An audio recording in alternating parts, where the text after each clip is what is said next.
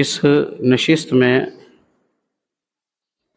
میں آپ کے سامنے صحیح بخاری اور صحیح مسلم میں مروی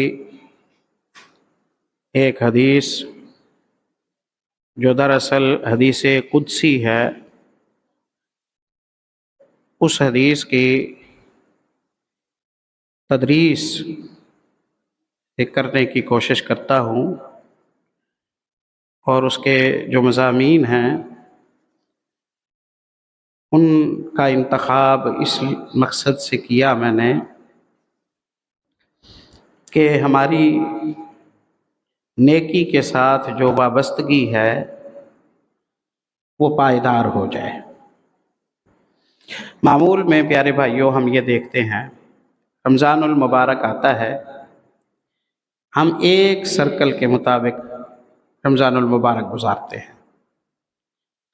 ہر جمعے والے دن روزہ رکھ لیں گے، آخری عشرے میں مسجدوں کی پوزیشن بہتر ہو جائے گی، پہلے 5 دن بڑے پرجوش ہوں گے، اگلے 10-15 دن وہ سستی کا شکار ہو جائیں گے،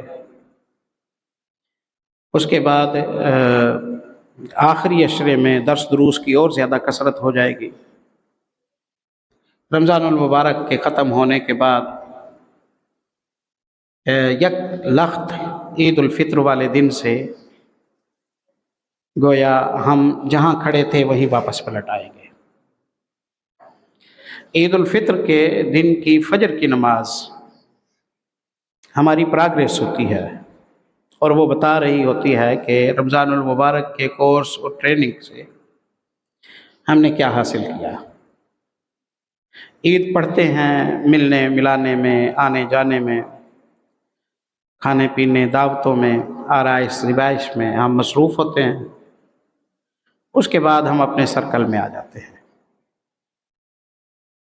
20 سالوں سے اسی طرح چل رہا ہے، 20 سالوں سے۔ میں اپنی مسجد میں تقریباً 19 سال مکمل ہو گئے ہیں، 20واں سال ہے مجھے وہاں جمعہ پڑھاتے ہوئے۔ تو عام روٹین میں 1-1.5 صف نماز میں، رمضان المبارک میں پہلے عشرے میں یا پہلے 2-3 دنوں میں 5 صفیں، پھر 5 دنوں کے بعد وہ 3.5 صفیں، پھر 20 رمضان تک 3 صفیں، 2.5-3 صفیں، پھر آخری عشرے میں ذرا اہتمام زیادہ ہو جاتا ہے، جمعے والے دن ذرا زیادہ رونق بن جاتی ہے۔ اس مرض کی تشخیص کرنے کی ضرورت ہے کہ رولا کیا ہے۔ ہم ایک چیز کے فائدے کو سمجھتے ہوئے اس راستے پر آئے، ہمیں کوئی گارنٹی نہیں ملی، کوئی ضمانت نہیں ملی، اس کے فائدے میں کوئی کمی نہیں آ گئی، وہ چیز جو رمضان المبارک میں فائدے مند تھی اب وہ نقصان دہ نہیں ہو گئی، ایکسپائر نہیں ہو گئی۔ ہماری خواہش، ہماری تمنائیں بھی وہی ہیں کہ ہم جنتی بنیں، ہم اللہ کا تقرب حاصل کریں، ہم جہنم سے بچیں، پھر ہم یکدم پیچھے کیوں ہٹاتے ہیں؟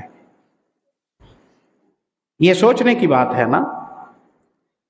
وہ شخص جو رمضان المبارک میں یہ طے کرتا ہے کہ وہ باقی زندگی میں کسی کے ساتھ بد کلامی نہیں کرے گا، پھر وہ اس پر پکا ہو جاتا ہے، آئندہ باقی زندگی میں وہ کسی سے بد کلامی نہیں کرتا۔ اگلے رمضان میں وہ یہ طے کر لیتا ہے کہ آئندہ پوری زندگی میں اشراق کی نماز نہیں چھوڑے گا، پھر وہ ساری زندگی اشراق کا پابند ہو جاتا ہے۔ اس سے اگلے رمضان میں وہ یہ طے کرتا ہے کہ وہ ہر جمعے 200 روپے مسجد کے فنڈ میں یا فی سبیل اللہ خرچ کرے گا، پھر وہ اس کا پابند ہو جاتا ہے۔ وہ بہتر ہے، وہ بہتر ہے۔ 10 20 30 رمضان گزریں گے، اس کی زندگی میں بہت ساری کارآمد عادات آ جائیں گی۔ جو سیزن میں چلنے والا انسان ہے اس بندے کی عاقبت کی حفاظت کا یہ مناسب طریقہ نہیں ہے کہ اللہ نے تو نہیں بتایا کہ آپ کی موت رمضان میں ہوگی، اللہ نے ایسا بتایا ہے؟ بندہ سیزن لگاتا ہے رمضان کا، موت اس کی ہوتی ہے شوال میں، شوال میں تو چھٹیوں پر تھا، وہ ماہ شوال میں تو وہ چھٹیوں پر تھا، اس نے آنا ہے مسجد میں، اس نے جاگنا ہے رات کو، وہ تلاوت کی روٹین بنائے گا، اگلے رمضان میں بنائے گا نا، تو اس کے لیے تو خطرہ بن گیا نا۔ اس لیے کیوں نہ ہم ایسی کوئی بات تلاش کریں جس کے ذریعے نیکی کے ساتھ، جو نیکی ہم سمجھتے ہیں، جسے ہم مانتے ہیں، جسے ہم اپنا بھی لیتے ہیں، اس کے ساتھ ہماری دوستی ہو جائے، نیکی کے ساتھ، تقوی کے ساتھ، پرہیزگاری کے ساتھ، سخاوت کے ساتھ ہماری دوستی ہو جائے۔ جب ہماری دوستی ہو جائے گی نیکی کے ساتھ، محبت پڑ جائے گی نیکی کے ساتھ، تو ہم پیاسوں کی طرح نیکی کے راستے تلاش کریں گے، ہم اسے نہیں چھوڑیں گے۔ بھلا کوئی دوست کو کیسے چھوڑتا ہے؟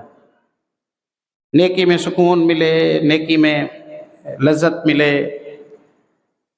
نیکیوں کے ماحول میں جا کر بندے کی صحت ٹھیک ہو جائے، طبیعت ٹھیک ہو جائے، وہ خوشحال ہو جائے، چہرے پر رونق آ جائے، ایسی کوئی صورت اللہ رب العزت سے مانگے؟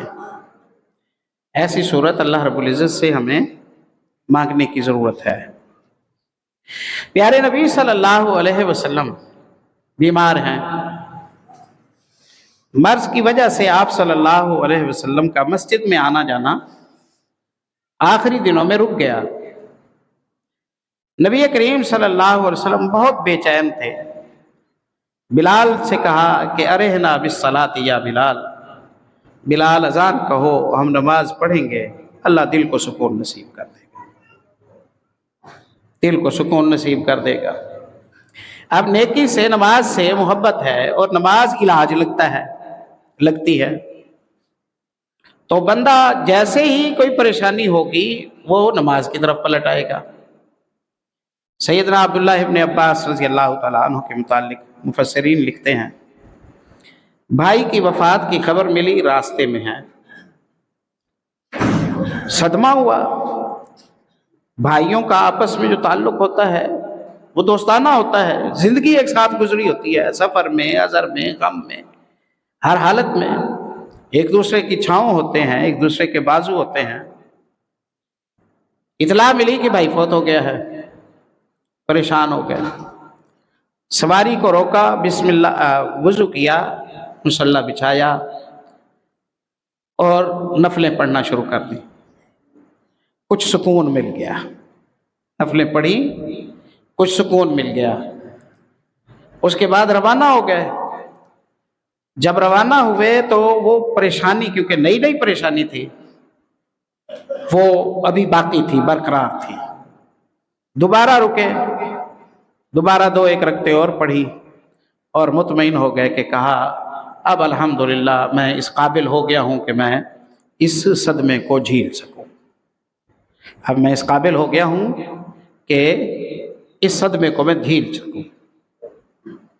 رسول اللہ صلی اللہ علیہ وسلم کی آپ احادیث کو پڑھیے نا، یہ کسی کلاس میں بیٹھ کر رسول اللہ کے ساتھیوں نے نہیں سیکھی، کلاس میں کوئی کلاس سسٹم نہیں ہوتا تھا،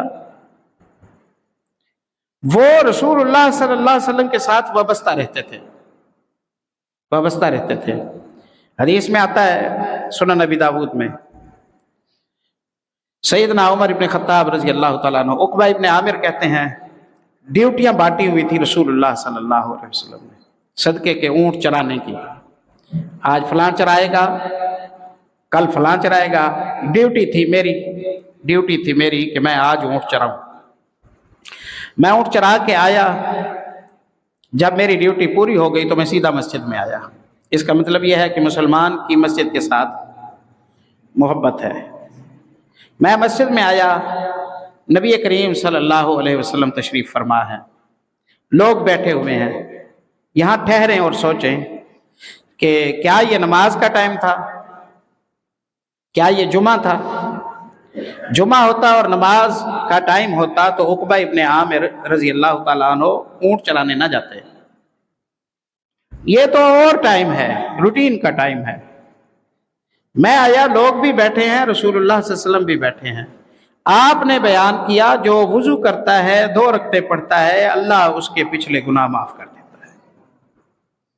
جو وضو کرتا ہے 2 رکعتیں پڑھتا ہے اللہ اس کے پچھلے گناہ معاف فرما دیتا ہے۔ مسجد سے دوستی ہے، کام سے فارغ ہوئے مسجد میں آ گئے، وہ بھی آ گیا، وہ بھی آ گیا، وہ بھی آ گیا، ایک ماحول ہے، ماحول ہے۔ یہ ماحول محافظ ہوتا ہے، یہ ماحول حصار ہوتا ہے، یہ ماحول سست نہیں ہونے دیتا، یہ ماحول سست نہیں ہونے دیتا۔ تو ہم بھی اللہ رب العزت سے التجا کرتے ہیں کہ اللہ تو ہمارا مسئلہ حل فرما، ہماری نیکیوں کے ساتھ دوستی کرا دے، گناہ سے ہم تھک جائیں اور نیکی سے ہم خوش ہوں، نیکی سے ہم خوش ہوں۔ یہ چیز مختلف ذرائع سے پیارے بھائیوں ہمیں ملتی ہے۔ پہلی چیز یہ ہے کہ اللہ کی مدد شامل ہو جائے، اللہ کا حکم شامل ہو جائے۔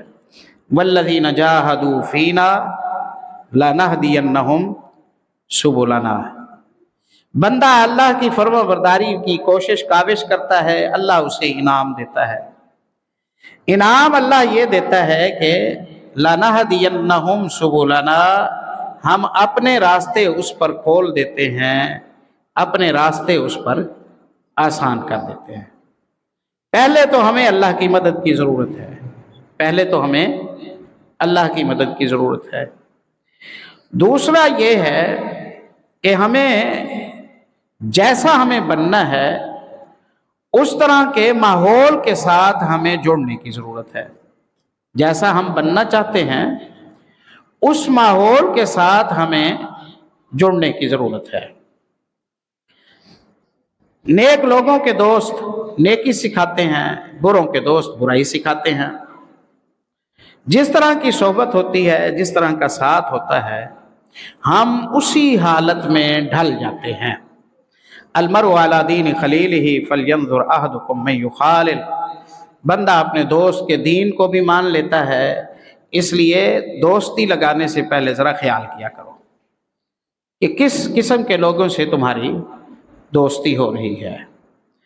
تو دوستی لگائیں مسجد کے ساتھ، دوستی لگائیں نمازوں کے ساتھ، نمازیوں کے ساتھ، دوستی لگائیں اللہ والوں کے ساتھ، سخیوں کے ساتھ اٹھنا بیٹھنا رکھیں، پاک دل و دماغ والے لوگوں کے ساتھ رشتے ناطے کریں، آنا جانا رکھیں، ان کی دعوتیں کریں، ان کی دعوتوں میں جائیں، ان کی خوشیوں غموں میں شریک ہوں۔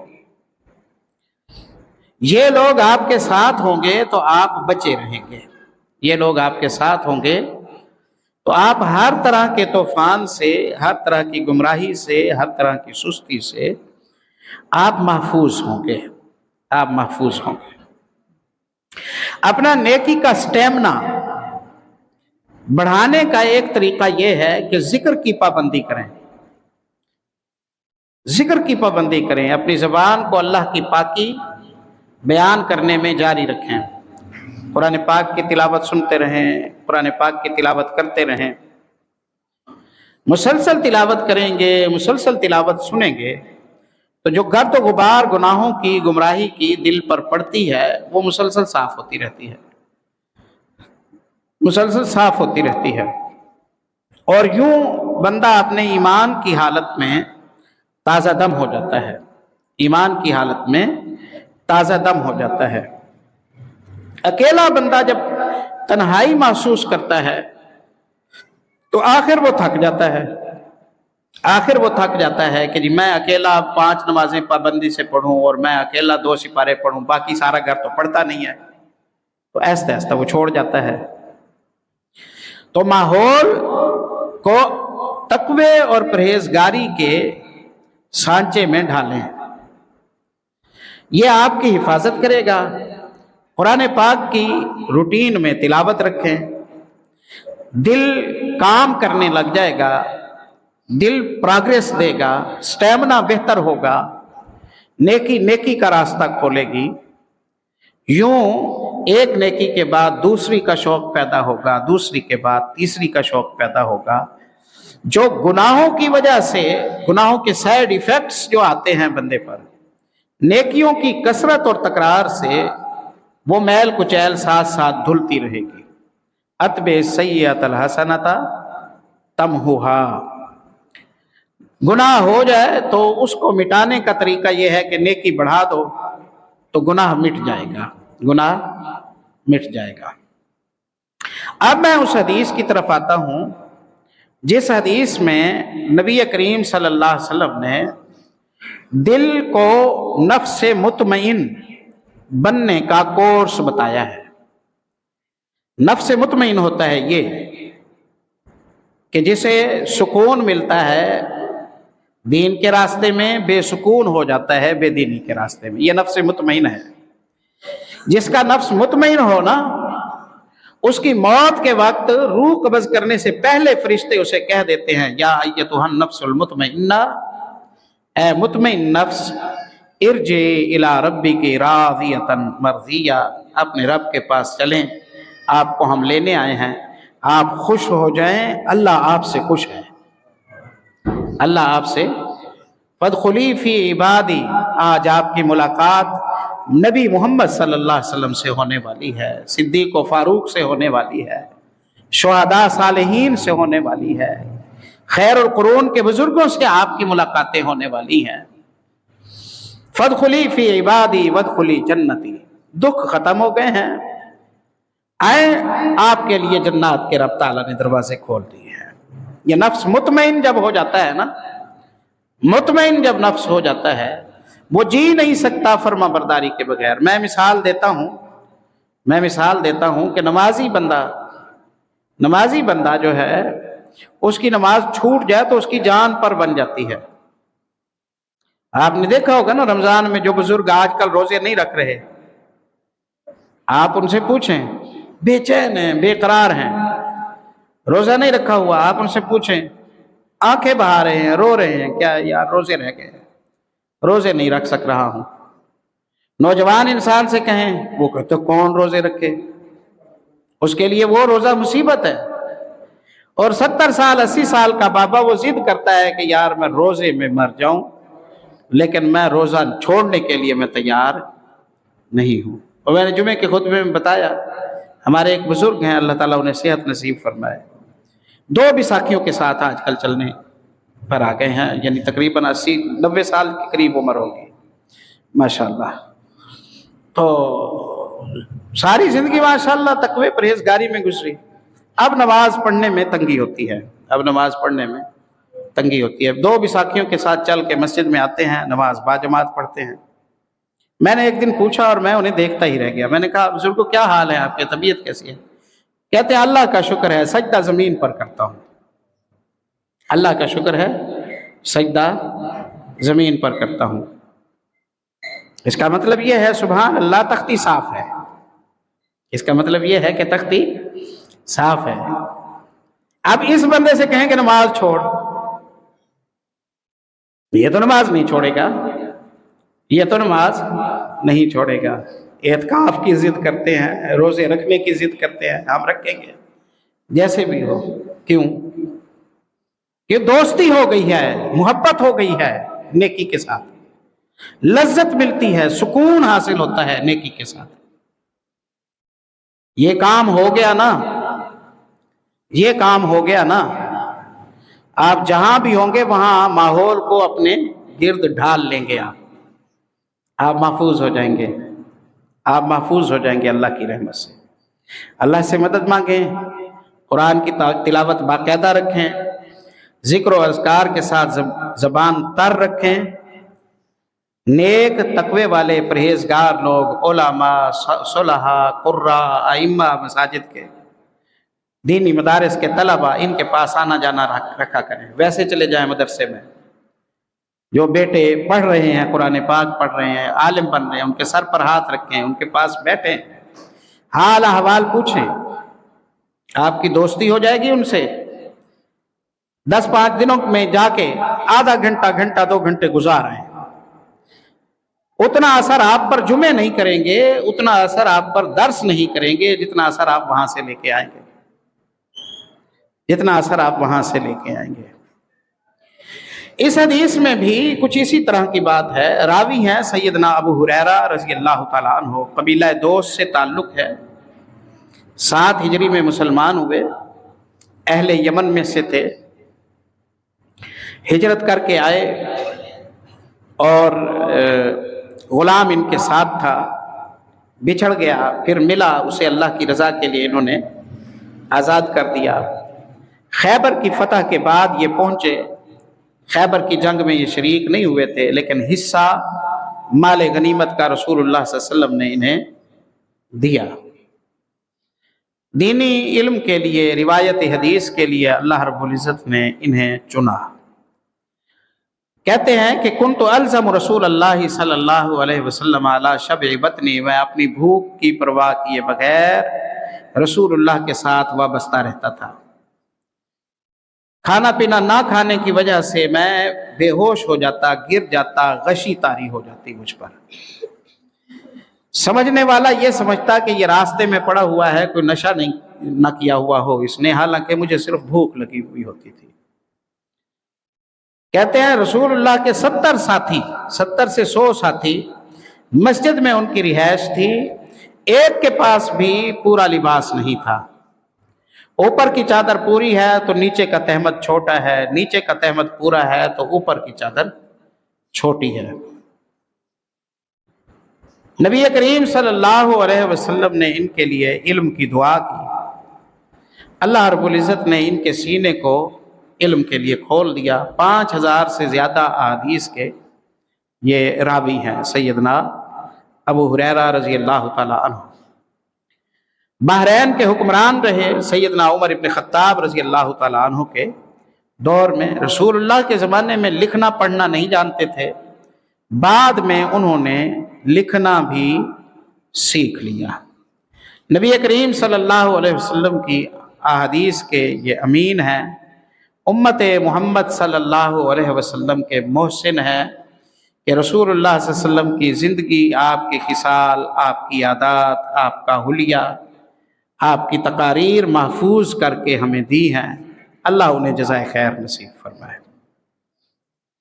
ابو ہریرہ رضی اللہ تعالیٰ عنہ کہتے ہیں نبی کریم صلی اللہ علیہ وسلم نے فرمایا کہ رب تعالیٰ کا فرمان ہے۔ جب نبی صلی اللہ علیہ وسلم کہیں کہ رب کا فرمان ہے اور وہ قرآن کا حصہ نہ ہو، اسے حدیث قدسی کہتے ہیں۔ حدیث قدسی اللہ کی طرف سے پیغام آیا ہوتا ہے، الفاظ رسول اللہ کے ہوتے ہیں، معنی اللہ کی طرف سے آیا ہوتا ہے، اور قرآن میں لفظ بھی رسول اللہ صلی اللہ علیہ وسلم کے نہیں ہوتے، جبریل علیہ السلام نے سکھائے ہوتے ہیں، معنی بھی وہیں سے آیا ہوتا ہے۔ قرآن کے ایک ایک حرف پر 10 نیکیاں ملتی ہیں، ایک ایک آیت پر اونٹ اللہ کے راستے میں صدقہ کرنے کا ثواب ملتا ہے۔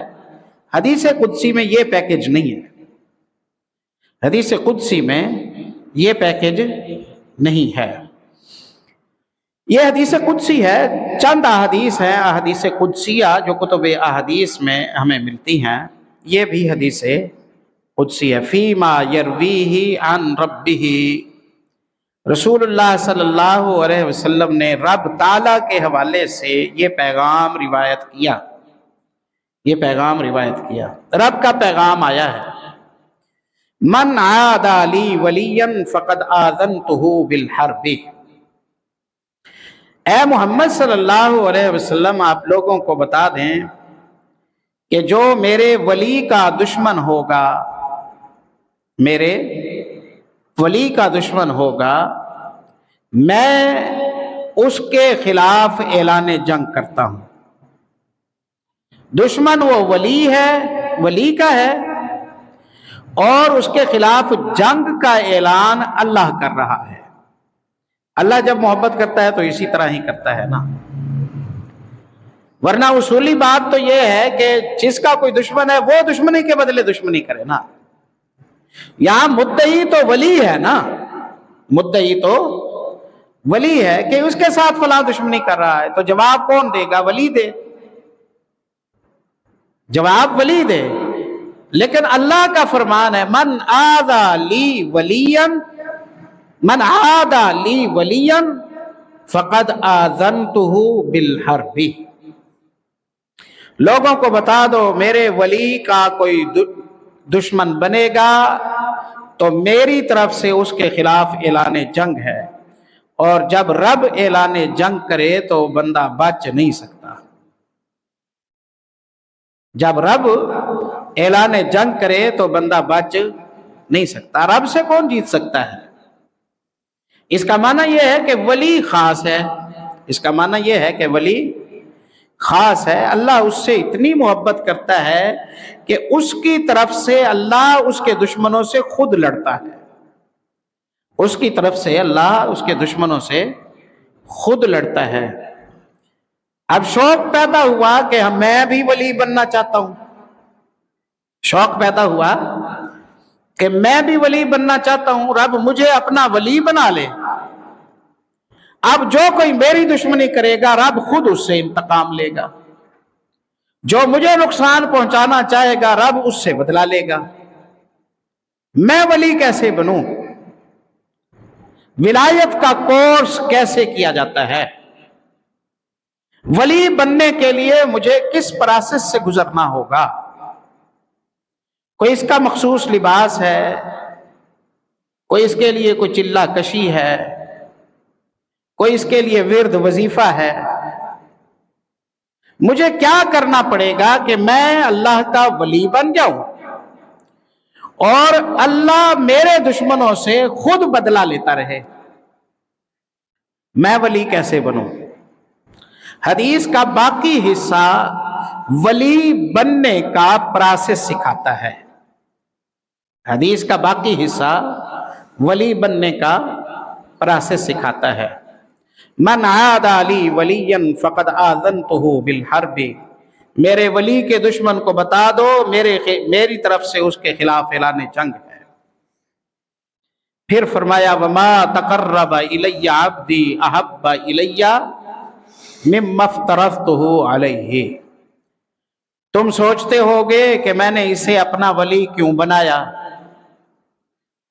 مجھے یہ اچھا کیوں لگتا ہے، میں نے اسے اپنا قرب کیوں دیا؟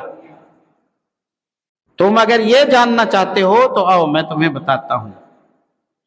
یہ فرضوں کی پابندی کرتا ہے، اذان ہوتی ہے نماز کے لیے آ جاتا ہے، رمضان ہوتا ہے یہ سحری افطاری شروع کر دیتا ہے، صاحب مال ہوتا ہے یہ تیاری باندھتا ہے حج کے لیے چلا جاتا ہے، حج کے لیے چلا جاتا ہے، مال نصاب کو پہنچا زکوٰۃ بن گئی یہ کھلے دل کے ساتھ رقم نکالتا ہے، اللہ کے راستے میں خرچ کر دیتا ہے۔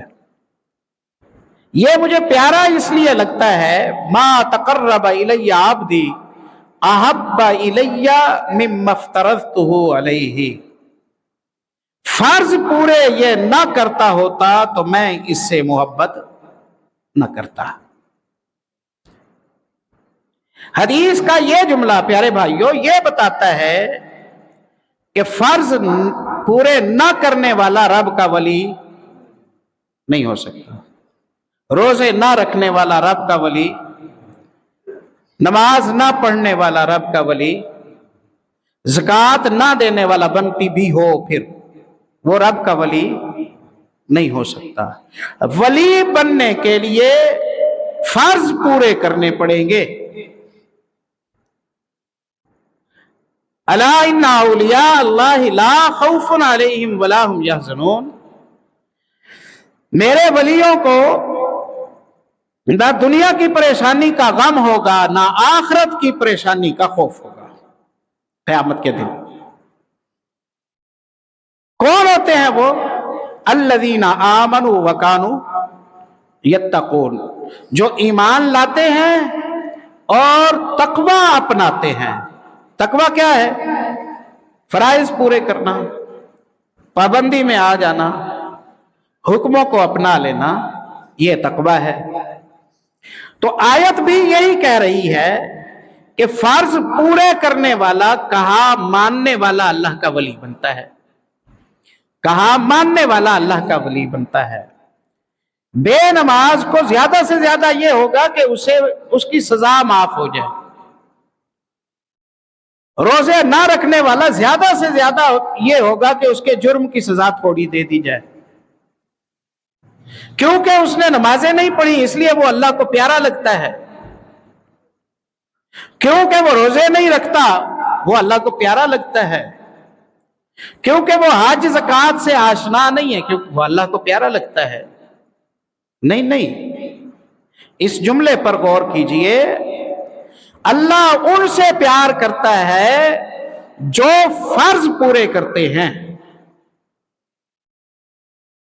اس جملے کا دوسرا عکس دیکھیں، اللہ نفرت کن سے کرتا ہے؟ پیار تو کرتا ہے ان سے جو کہا مانے۔ تو کون ہے جو رب کی محبت سے محروم ہے، جو رب کی ولایت سے محروم ہے، جو رب کے ساتھ لگاؤ سے محروم ہے، جو درجہ ولایت پر نہیں پہنچے؟ بے نماز، فرائض میں کوتاہی کرنے والے، یہی بنا نا، من عادى لي وليا فقد آذنته بالحرب، میرے ولی کا دشمن میرا دشمن ہے، میں اس کے خلاف اعلان جنگ کرتا ہوں۔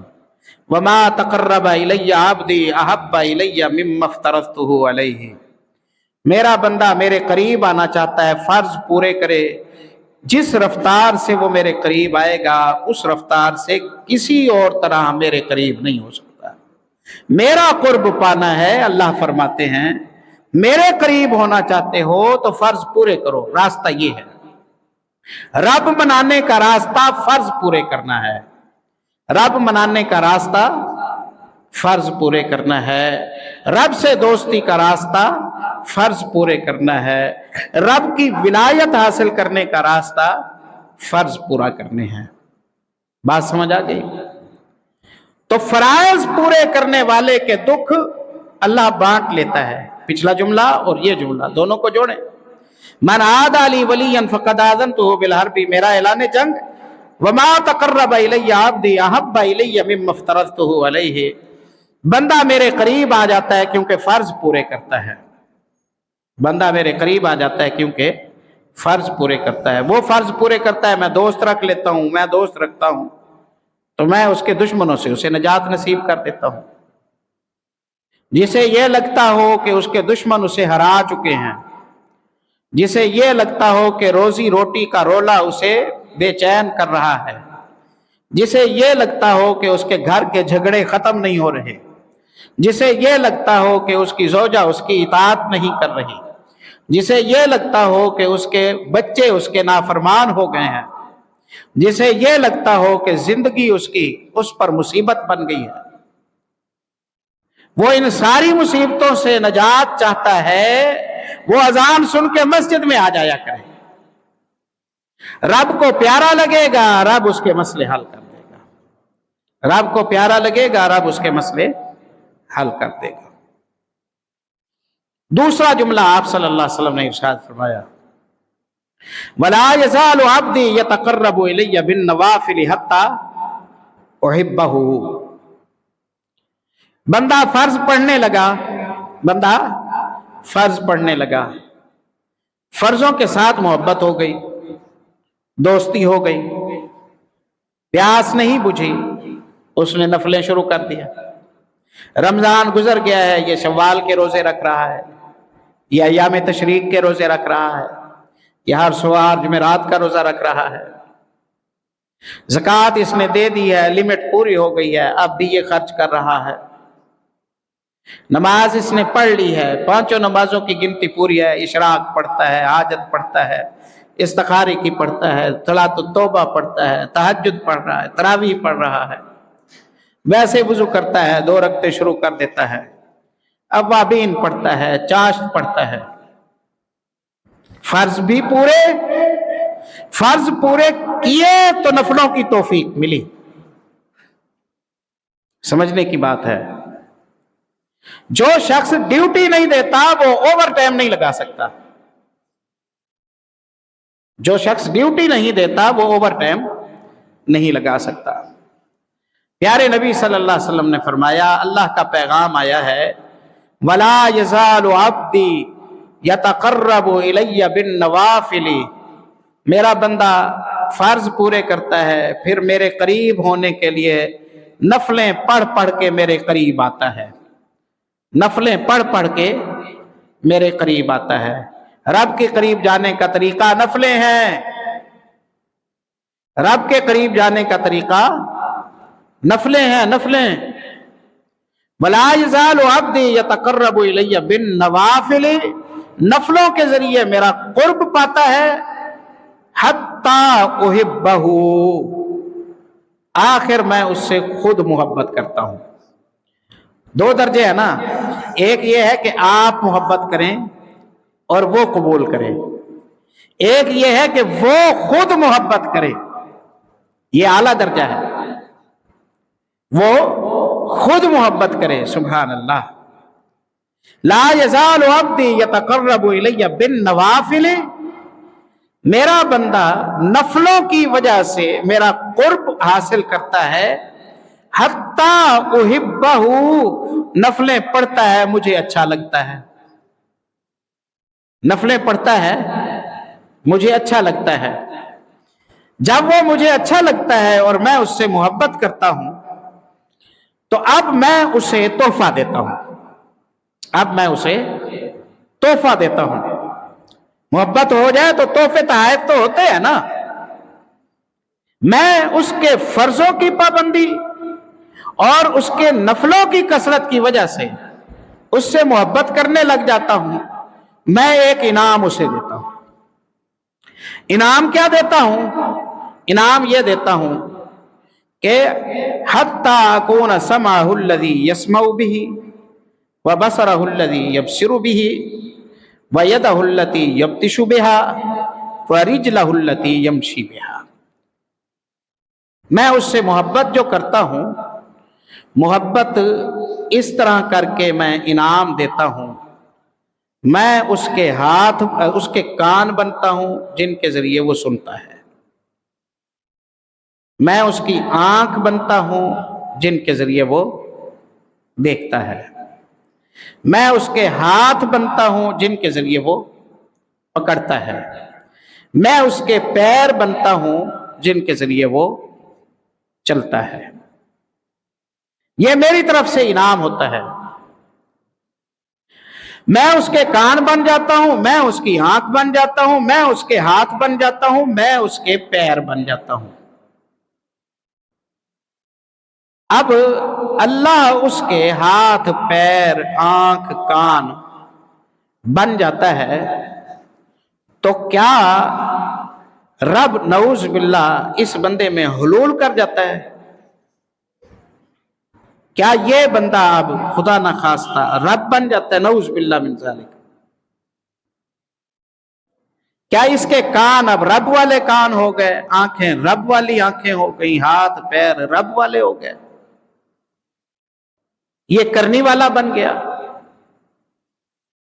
नहीं नहीं नहीं नहीं। इबादतें रब के शरीक पैदा करने के लिए नहीं होती।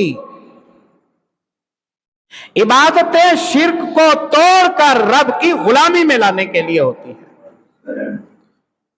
माना और है, माना और है, और वो माना खुद रसूलुल्लाह ने बयान किया है।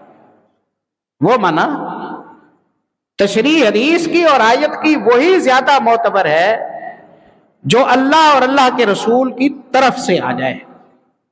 तशरीह हदीस की वही ज्यादा मोतबर है जो अल्लाह और अल्लाह के रसूल की तरफ से आ जाए।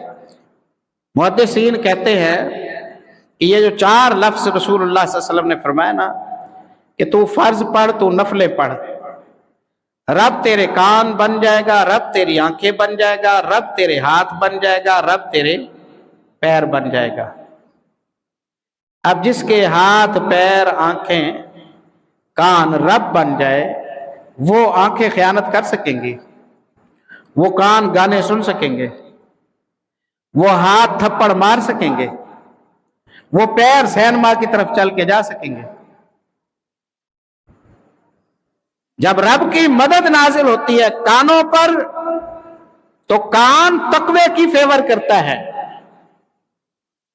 جب رب کی مدد آنکھوں پر آتی ہے تو آنکھیں قرآن کو دیکھ کر ٹھنڈی ہوتی ہیں، فحش مناظر کو دیکھ کر بے چین ہو جاتی ہیں۔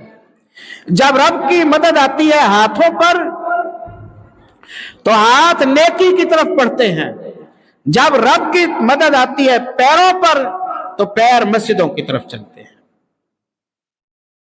یہ رب نے انعام دیا، یہ رب نے ولی اللہ کو تحفہ دیا۔